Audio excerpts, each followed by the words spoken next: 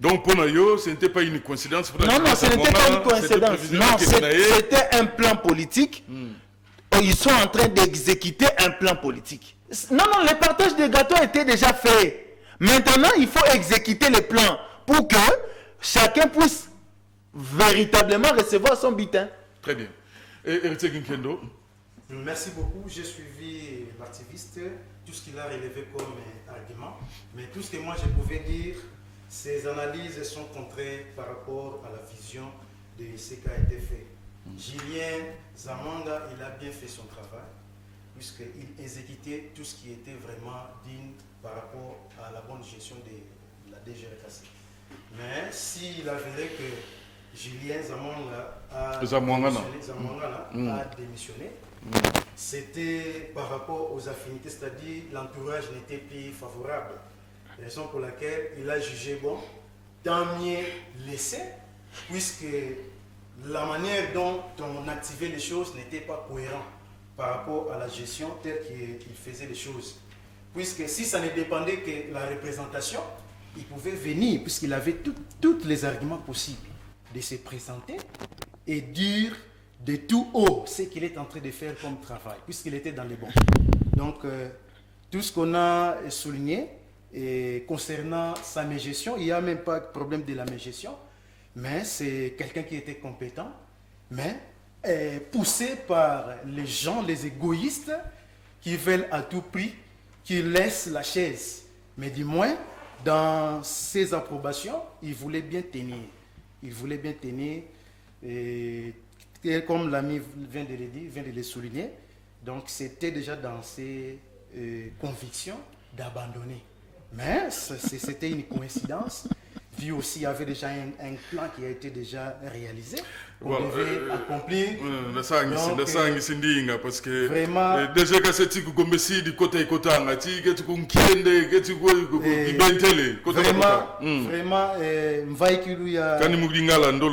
merci beaucoup. Kinavo Radio Ngungu ya Ngungu ya Beto Masamuvu Beto Kumbanza Ngungu tufeti Vovandinga yoyo bakongo bafetiwa.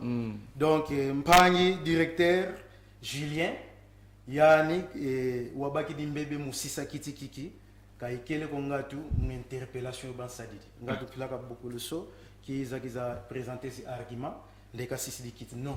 Et coïncidence quoi non? C'est une coïncidence. C'est vraiment une coïncidence puisqu'il tenait bien sa gestion, il travaillait correctement. 20 ans, il y a honorable Atou Matoubouana, 20 ans de carrière politique de l'honorable Atou Matoubouana, gouverneur honoraire du Congo central. 20 ans de constance, 20 ans de service, 20 ans d'engagement, 20 ans de combat, 20 ans. Le Loko Kulu Tunabiso a conquis 20 ans et depuis 2006, 2026, 20 ans. Batata et Mama.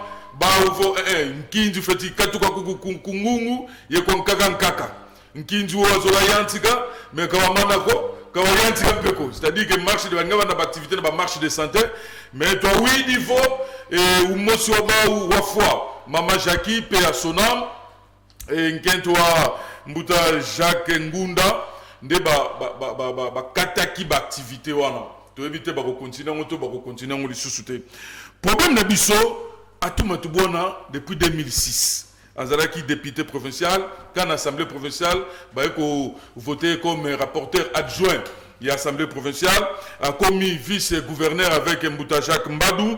Après, en 2018, a commis gouverneur, en 2023, il a été élu comme député provincial. Donc, honorable député provincial, Tilelo, Tozanaye, na Assemblée provincial. Dieu, Lelo, ou d'abord je prends, parce qu'il faut 4 rabino, il faut 4. Nous sommes maître Lik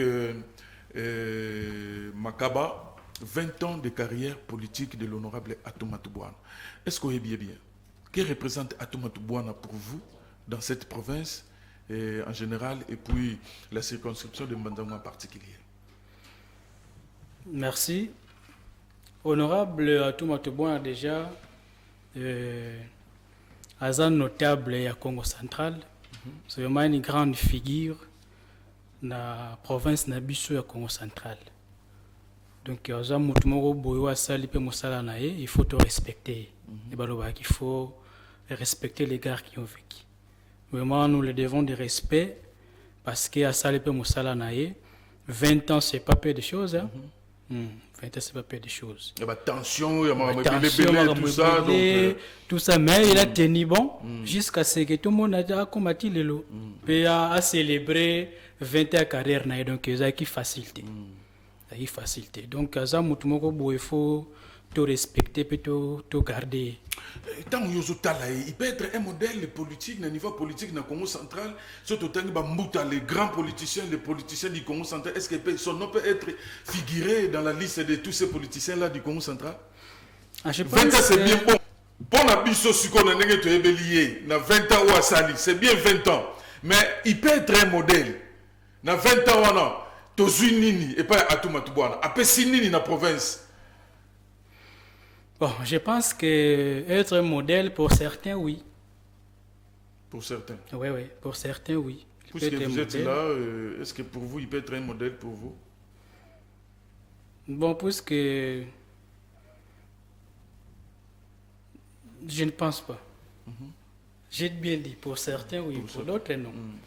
Donc, comme je l'ai dit tantôt, que c'est vraiment une grande personnalité par rapport à Contre-Naï, par rapport à Bato Bazalaganaï. Et pour la buissonneuse d'une manière générale, toujours mon aépé que Aza Moutou peut te parce que mon avis à Moutou, il y a le côté démon et le côté ange. Mi démon peut mi ange. Donc, ma bezali, ma lame bezali. Donc, à ce que vous avez un modèle, il y a un contexte de Mogoboy. Tu comprends quoi vous avez un modèle, surtout l'année, un contexte de Moussous. Mais pas dans un modèle, pas dans un modèle. Pas dans un modèle. Mais pour Nanga, je ne pense pas. Ok. Oui.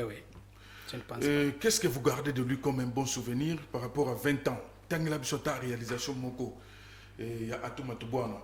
À une expertise, il est là 20 ans. Mais sur les plans, il y a la réalisation, tout ça, même sur les plans politiques, na Atuma Tubouana, tant qu'on a au Komonani. Bon, on a 20 ans naïe. S'il faut le critiquer, c'est très important. Mbuta Wabeto, Vavara Mukiyaya. Mouto Balingara bien, Ebisaraye, Osengeto Ebisaye. Vous comprenez? Parce que Makambu Oyo, en réalité, 20 ans, Oyo, le Garani Koloté. Tout l'exangara, bongo, poani, Gara. Et ça qui 20 ans, Fava n'a pas yoka batu. Batu pas critiquer, batu pas émisser, non, Oyo, boye. Parce que la carrière, ils ont continué. Alors, ceux qui ont se réserver, bon, on va dire que nous avons aider à Rosunga, non. Il faut tout émisser à travers les émissions. Émission fait ça, les mêlés pour 20 ans. Conférences, ateliers, séminaires, tout ça, on a 20 ans. À Moutou, à 20 ans, c'est pas du gâteau. Bon, mais vous ne réservez pas, M. Lee. Oui, on a 20 ans, ce qui n'a cause la globalité. Oui. D'abord, on a zoné pas naé, c'est la montée en flèche. Très bien. Abandonné la radio, très bien. Député, rapporteur, questeur, vice-gouverneur, gouverneur, et les lois à zone. Questeur était rapporteur adjoint. Voilà, rapporteur adjoint, vice-gouverneur, les lois, gouverneur plutôt, les lois à zone na casquette qui est député provincial. Donc déjà, si je vois ça, dans mon il y a une montée en puissance. Une montée vraiment en flèche, tout le monde qui est à Mataki. En Mataki, puis en politique, puis à Landi, échelon na endenge sengelaki. Alors, comme pour mon souci est positif, on a gardé, et a bétonnage il y a 7 km à 1 km à Saléption en Banzangungu. Il y a aussi, il a aussi recruté quelques jeunes, non seulement en Banzangungu, mais même à Mwanda, Tchela, Kazangu. Il y a des jeunes qui ont besoin de Salape, na Simanaye. Donc, on a un point fort au Togo, le Baponaye. Alors, maintenant, pour un point négatif, quand on a un bétonnage, par rapport à tant banda qui yango, les acquittants, il fallait qu'il y ait bandango. C'est qu'il y ait bandango bien avant. Et puis, ça peut atteindre 10 km, 15 même, mais il peut ça l'appeler l'autre côté. Mais Soukaki place, c'est Soukaki. Malgré ça. Vision, certainement, comme on a Souka, mais pas pour des bananes et tout ça. Pour des bananes, des katakiye, et puis voilà. Et on a le qu'il fallait qu'il y ait bandango avant. Très bien. Parce que ma politique est très dangereux. Très bien. Oui, oui. Alors, nous avons koba politique na ako continuer. Soko ici faut que pese moi conseil. Oh yo monaka oh c'est plana na ngote pa muta atuma tubwana. Na 20 ans oh ya sali déjà. Mais on est loko moko boye. Tango tala ko lobaka mbuta aza mille esprit. Mbuta aza dans la forme pour yani kinkutu. Donc ataza na poto kanga mi photo atini ba adepte ne bo publier. C'est atuma tubwana. Oh boye place moko bo senti ke nduna atuma tubwana. Donc tant que mona kena nyonso wana. Yo sikoyo conseil ni no ko pesa mbuta.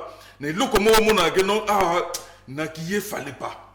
Parce que Azana ba nerf solide les messieurs par rapport à Makambo Koutani Nango, bazami ça tout est coucou Congo central.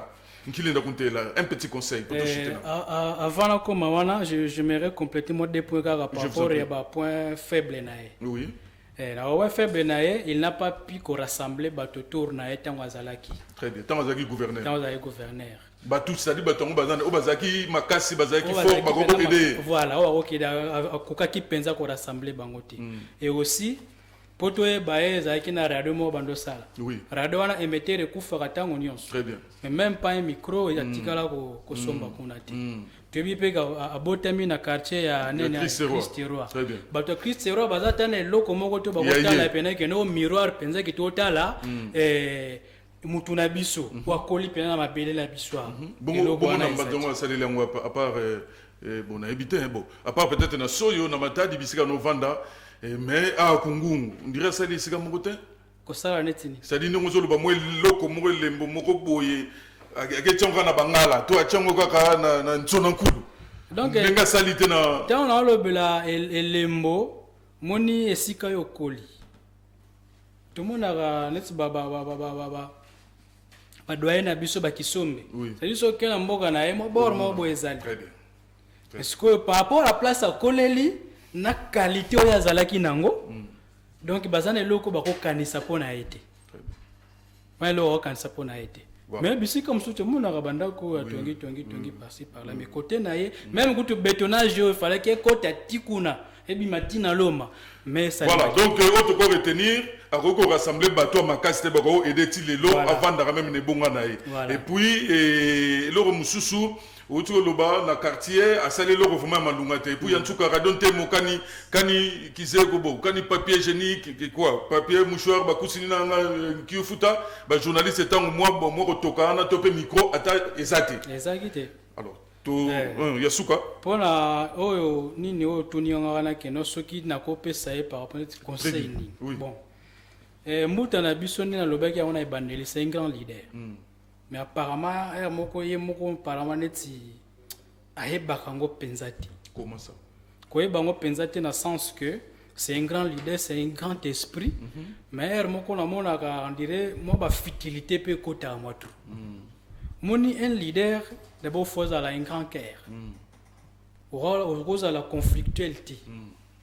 que nous on makele mo bo ça parce que j'aurais appris na temps à bétonnage ya nini soki nzela o kota boite il paraît que na Christ-Roi babambaka mabanga basa sonde avec moi nzela on kota sukuna ezati aza papa tu aurais appris j'aurais je ne confirme rien j'aurais conditionnel alors ya aza papa si c'était le cas akokaki ko agir bongote très bien et singela qui vraiment là taka motema ki papa en tant qu'un grand leader un grand esprit a continuer ka musala na ye a continuer musala na ye peno le kaneti ya nani le patriarche yo mbachi aza mutu awate mais so ke kuno ko mona pena asala nzela atonga pe batima na ye katotangela ngope bien merci beaucoup donc merci c'est ça alors esengeli azalaka pe autour na ye bato oyo bakoki koapporter au bazar ils ne font rien je n'ai pas dit ça.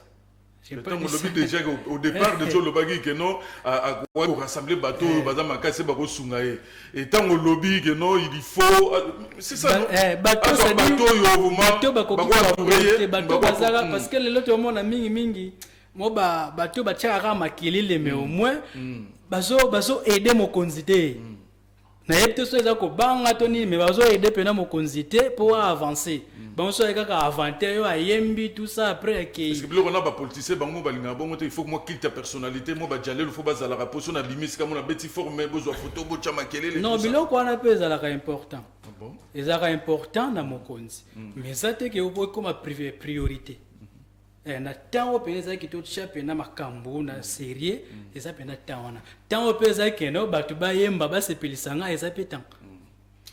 Très bien. Voilà, donc toi qui conseille à maître Like bandeko topé ba pro atuma tubana boko noter. Bon noter, c'est très important. Ngana yamba moko na bino awa ameke pe ko défendre, mais malheureusement je crois que vendredi prochain d'être aux ana na plateau awa.